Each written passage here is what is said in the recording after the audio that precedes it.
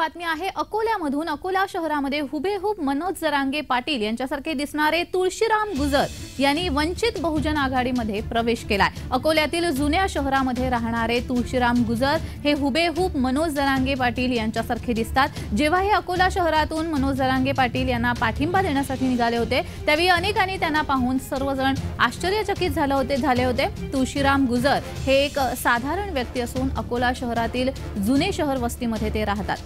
ते म्हणाले होते की त्यांना अभिमान वाटतो की मी मराठा योद्धा मनोज जरांगे यांच्यासारखा दिसतो। आपल्याला अनेकांनी सांगितले आहे की आपल्यासोबत सेल्फी देखील त्यांनी घेतलेले आहेत।